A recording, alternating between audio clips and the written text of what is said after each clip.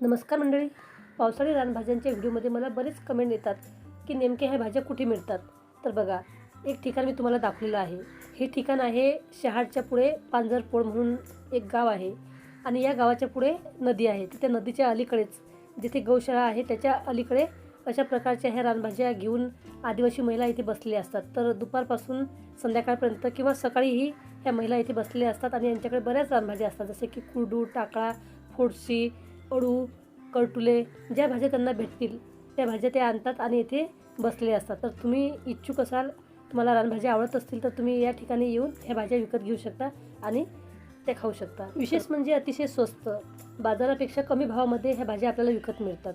तर बघा, आता करटुले येथे 50 रुपये पाव किलो आहे. टाकळ्याची भाजी 10 रुपयाची जुडी आहे. एकूण बघितलं तर मार्केटपेक्षा येथे कमी भावामध्ये आपल्याला ह्या भाज्या मिळतात आणि ताज्या असतात, टवटवीत असतात आणि फ्रेश असतात. आणि या भाज्यांच्या सर्व रेसिपी मी माझ्या चॅनलवरती अपलोड केलेल्या आहे.